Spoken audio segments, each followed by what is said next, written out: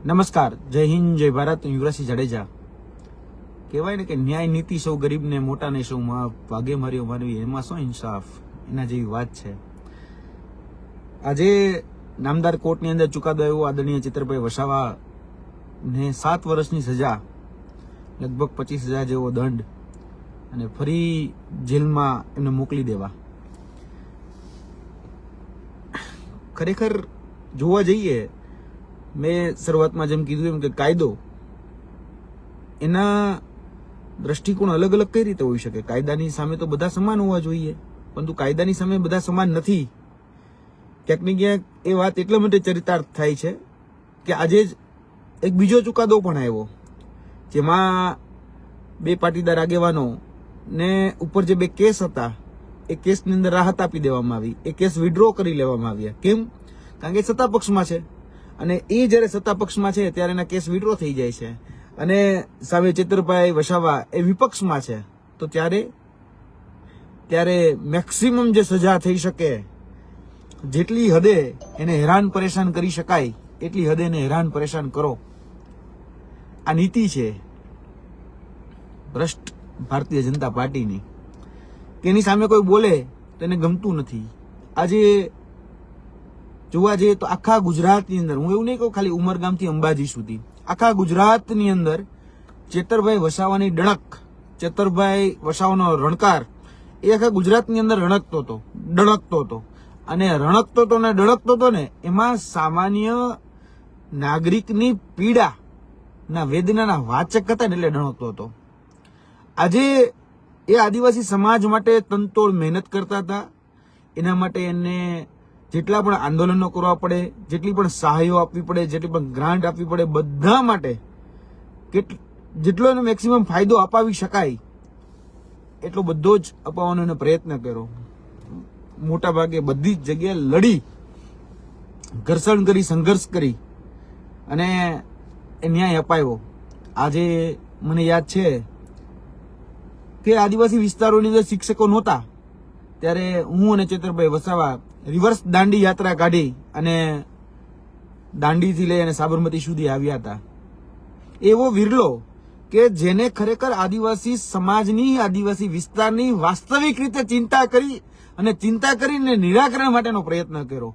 બાકી ભારતીય જનતા પાર્ટીના આટલા ભાજપના નેતાઓ જે છે, ભૂતકાળના શિક્ષણ મંત્રી જે જગ્યાથી આવતા હતા સંતરામપુરમાંથી, એ સંતરામપુરમાં 106 શાળાઓ એવી હતી કે જે શિક્ષકો નહોતા, અને એ પોતાના ટેન્યુરમાં એક શાળામાં શિક્ષક નહોતા આપી શક્યા. એ કુબેરભાઈ ડિંડોર જે આદિવાસી રિઝર્વ સીટ ઉપરથી લડતા હતા, અને છતાંય કે આદિવાસી સમાજનું ભલું ન કરી શક્યા. એટલા આદિજાતિ મંત્રી ફરી ગયા, એટલા આદિજાતિ મંત્રીઓ આવીને જતા રહ્યા 78 વર્ષની અંદર, પણ કોઈ ભલું ન કરી શક્યું. ચેતરભાઈ વસાવા, મેં ખાલી કીધી એક શિક્ષણની વાત, મનરેગાના કૌભાંડ હોય તો પણ એ મનરેગાના કૌભાંડમાં બોલે, નકલી કચેરીઓ હોય તો નકલી કચેરીઓ માટે બોલે, એના યુવાનોના પ્રશ્નો હોય, બોગસ પ્રમાણપત્રો હોય, આદિવાસી સમાજના સાચા સર્ટિફિકેટો હોય તો પણ એ બોલે.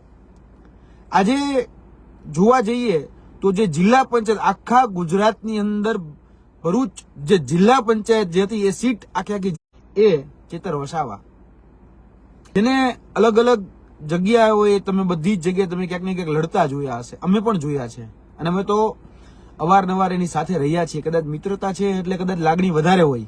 આજે એનો ચહેરો જોઉં છું તો કદાચ મહેસૂસ કરી શકું છું, અને મહેસૂસ એટલા માટે કરી શકું છું, મિત્ર છે એટલા માટે નહીં, કારણ કે જેલવાસ અમે પણ જોયો છે. શું પીડા હોય, શું વેદનાઓ હોય એ અમે જાણીએ છીએ, અને કદાચ એ વેદના, એ ફિલિંગ આજે એના જે ચહેરા ઉપર અમે જે જોઈ ને, તો નો ડાઉટ દુઃખ થાય છે અમને પણ, કે જે વ્યક્તિ લડે છે એને જ શા માટે દરેક વખતે પરેશાન કરવામાં આવે છે. જે વ્યક્તિ સામાન્ય નાગરિકોના હક, અધિકાર કે ન્યાય માટે જે જજુંબે છે એને જ શા માટે પ્રતાડિત કરવામાં આવે છે. દરેક જગ્યાએ મેં જોયું છે કે જ્યારે ચેતરભાઈ વસાવા છે કે અથવા તો કોઈ બીજો નેતા છે, જ્યારે બોલે છે તો એને તમામ પક્ષે ડરાવવામાં આવે છે. બાકી જો તમે સત્તા પક્ષમાં છો અથવા તો કદાચ કહી શકાય વિપક્ષમાં છો, અને વિપક્ષમાં રહી અને તમે ગમે એવડા મોટા કૌભાંડો કર્યા હોય, પણ છેલ્લે તમે સત્તા પક્ષમાં જતા રહો તો બધા જ ગુના માફ, બરાબર. અને મને યાદ છે ત્યાં સુધી એનસીપી ના એક નેતા એટલે કે અજીત પવાર મહારાષ્ટ્ર સ્ટેટ કોઓપરેટિવ બેંકની જે અનિયમિતતા હતી એમાં ક્યાંક ને ક્યાંક ભ્રષ્ટાચારની મની લોન્ડરિંગના આરોપો લાગ્યા હતા. ખુદ પ્રધાનમંત્રી આરોપો લગાડ્યા હતા, બરાબર. અને જે કેસો હતા એ કેસો બંધ થઈ ગયા. એ ઈડીના કેસોથી લઈ અને અન્ય જે કેસો હતા ત્યારે એ ભારતીય જનતા પાર્ટીમાં જોડાઈ ગયા તો બંધ થઈ ગયા. એ જ રીતે બીજા નેતા હતા Prafulbhai Patel, air India aircraft ખરીદી અને મર્જરમાં ક્યાંક ને ક્યાંક ભ્રષ્ટાચારના આરોપ લાગ્યા હતા. સીબીઆઈના કેસ બંધ થઈ ગયા. સીબીઆઈના જે સીબીઆઈએ કેસ કર્યો હતો એ સીબીઆઈએ કેસ પાછો ખેંચી લે. એટલે ગજબનું તંત્ર ચાલે છે. એવા જ કહી શકાય કે હેમંત બિસ્વા, બરાબર છે. હેમંત બિસ્વા પૂર્વ કોંગ્રેસમાં હતા. હવે જયારે લડતા હતા આસામ બાબતે, કહી શકાય શારદા ચીટફંડના એની ઉપર સ્કેમના કૌભાંડોના, એની ઉપર નાણાકીય વ્યવહારોની મની લોન્ડરિંગના કેસો, આ ઘણું બધું હતું. જેવા જ એ હેમંત બિસ્વા જે છે ભાજપમાં ગયા તો એને મુખ્યમંત્રી બનાવી દીધા અને બધું જ બંધ થઈ ગયું. હમણાં જ એવા જ કદાચ શુભેન્દુ અધિકારી, તો એ શુભેન્દુ અધિકારીનું શું થયું કે જયારે વિપક્ષમાં હતા ત્યારે આરોપો લાગતા હતા, કહી શકાય કે નોકરી આપવામાં પૈસા લઈને નોકરી આપવાના આરોપો લાગતા હતા. જયારે કહી શકાય કે સામે ટીએમસીમાં હતા ત્યારે પશ્ચિમ બંગાળમાં કહી શકાય કે નારદા સ્ટિંગ થયું હતું. એ સ્ટિંગ ઓપરેશનની અંદર અલગ અલગ આરોપો લાગ્યા. સીબીઆઈ જે હતી એ પણ તપાસ કરતી હતી. 2019માં જેવા જ આમથી આમ થયા એટલે બધું જ બંધ થઈ ગયું. અશોક ચૌહાણ, પછી કદાચ કહી શકાય કે બીજા ઘણા બધા એવા નેતાઓ કે જે કદાચ નામ લેવા જઈએ તો ઘણા થઈ શકે એમ. શુભેન્દુ અધિકારીથી લઈ ભાવના ગવાલીથી લઈને યામિની જાદવથી લઈને યશવંત જાદવ, આ બધા જ એવા નેતાઓ હતા કે જેની ઉપર અનેકો આરોપ લાગ્યા હતા. એવું નથી કે ખાલી બહારના રાજ્યોમાં, ગુજરાતમાં પણ એવું હતું. સુજલામ સુફલામનું બહુ મોટું કૌભાંડ થયું હતું.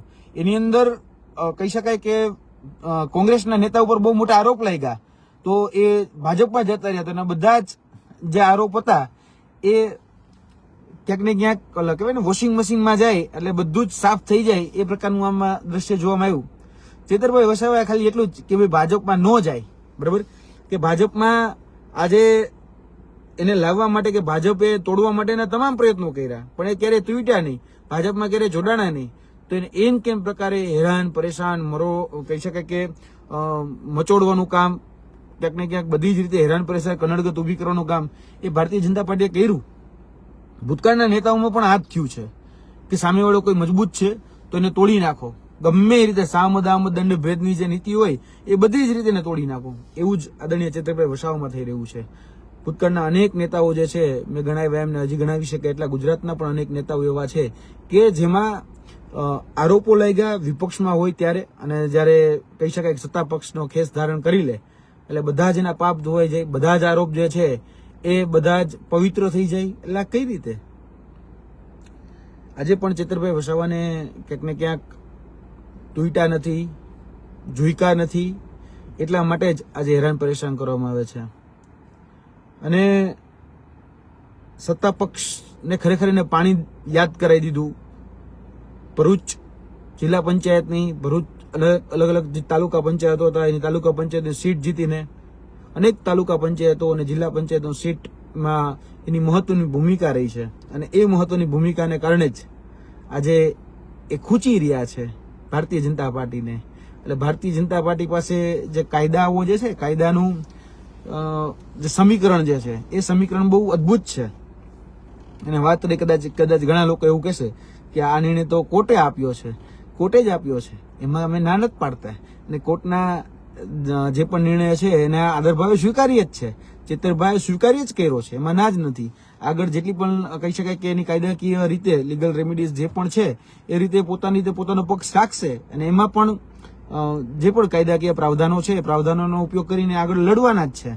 પરંતુ આખું ગુજરાત ને આખું જગ જાણે છે, ભારતીય જનતા પાર્ટીના બધા જ નેતાઓ પણ જાણે છે, અંધભક્તોને પણ ખબર પડે છે કે ચેતરભાઈ વસાવા ઉપર આજે આ ઘટના શા માટે બની. અને ચેતરભાઈ વસાવા જોવા જઈએ તો દરેક આદિવાસી સમાજના નાના નાના લોકો જે આજે કદાચ ઝઝૂમી રહ્યા છે એના બધાના કદાચ પ્રેરણા સ્ત્રોત એ વ્યક્તિ છે, પ્રેરણા સ્ત્રોત. કારણ કે જોવા જઈએ ખૂબી એ છે કે અમે જ્યારે પ્રવાસમાં હોય, અમે જ્યારે પ્રચારમાં હોય, ત્યારે આદરણીય ચૈત્રભાઈ વસાવાને સાંભળવા માટે લોકો દૂર દૂરથી આવતા હતા. લોકોને એની વાત ગળે ઉતરતી હતી, લોકો માટે લડતા હતા. તો બધા જ લોકોને ખરેખર એવું લાગતું હતું કે ના, આ એ વ્યક્તિ છે કે જે રીતે ભૂતકાળમાં બિરસા મુંડાજી જે રીતે લડ્યા, એ જ રીતે આ વ્યક્તિ આદિવાસી સમાજના હક, અધિકાર અને ન્યાય માટે અને એ પોતાના વિસ્તારના વિકાસ માટે સતત ઝઝૂમે છે. બધાને એવું લાગતું હતું. અને આજે બધાને માટે જે આશાનું કિરણ હતા એને ક્યાંક ને ક્યાંક ફરી જેલના સળિયા પાછળ મોકલવાનું સુનિયોજિત કાવતરું અને ષડયંત્ર એ થઈ રહ્યા છે. આદરણીય ચૈત્રભાઈ વસાવા, તમે એકલા નથી, અમે તમારી સાથે છીએ. જરા પણ ચિંતા કરતા નહીં. આ કપરો સમય છે, કપરો સમય જતા વાર નહીં લાગે. જ્યાં પણ જે પણ પ્રકારે જરૂર પડે તે યાદ કરી લેજો. ખાલી કહેવા ખાતર દોસ્ત નથી કહેતા. જે પણ રીતે અજમાવવું હોય તે અજમાવી લેજો. અમે તમારી સાથે પહેલા પણ હતા, અત્યારે પણ છીએ અને ભવિષ્યમાં પણ રહીશું. દુઃખના સમયમાં હોય, સુખના સમયમાં હોય, એ બધી જ રીતે અમારી સંપૂર્ણ તૈયારી છે. અત્યારે ચહેરા ઉપર જે કહી શકાય કે ચહેરો જરાક વાંચી શકાય છે એટલા માટે કે ચહેરા ઉપર જે સિકન આવી રહી છે એના ઉપરથી ઘણું બધું કહી શકાય છે. પણ જે રીતે ભારતીય જનતા પાર્ટી જે રાજનીતિ કરે છે, મહેરબાની કરીને રાજનીતિ ન કરવી જોઈએ. આજે તમે કોઈને પહોંચી નથી શકતા, એટલા માટે એને ફસાવવા માટે એને હેરાન કરો છો, એને પ્રતાડિત કરો છો, એને કનડગત ઊભી કરો છો અને જેલના સળિયા પાછળ મોકલો છો. આજે બધા જ જગ્યાએ તમારા માપદંડો ફરી જાય છે. કોઈ પણ ભારતીય જનતા પાર્ટીનો નેતા હોય તો હું ભૂતકાળના ઘણા બધા બળાત્કારીઓ ભારતીય જનતા પાર્ટીમાં રહેલા હજી સુધી આજ દિન સુધીની ટ્રાયલ ચાલુ નથી થઈ. ઘણા બધા ભારતીય જનતા પાર્ટીના એવા નેતાઓ છે કે જેની ઉપર આના કરતા પણ ગંભીર આરોપ લાગેલા છે, પણ ભારતીય જનતા પાર્ટીમાં છે એટલે છૂટી પણ જાય છે. અને જ્યારે વિપક્ષમાં છે ત્યારે ફટાફટ ટ્રાયલ ચાલી જાય, ફટાફટ સજા થઈ જાય, 1 વર્ષની અંદર કિસ્સો પૂરો થઈ જાય. એટલે અદ્ભુત છે. એટલે મેં પહેલા જ કીધું એમ કે કાયદાના બે ચહેરા એ અહીંયા જોવા મળે છે. કાયદો બધા માટે સમાન હોવો જોઈએ, કાયદાનું શાસન હોવું જોઈએ, પણ અહીંયા કાયદાનું શાસન નથી. કાયદાને પણ સગવડિયા નિયમની જેમ એ અપનાવવામાં આવે છે. કાયદાને પણ સગવડીઓ બનાવી અને પોતાના લોકોને કઈ રીતે બચાવવા અને સામેવાળાને કઈ રીતે ફસાવવા, એના માટે એ કાયદાનો ખરેખર ઉપયોગ કરવામાં આવે છે. એટલે મહેરબાની કરી આ રાજનીતિ ખરેખર હેલ્ધી રાજનીતિ નથી, તંદુરસ્ત રાજનીતિ નથી આ.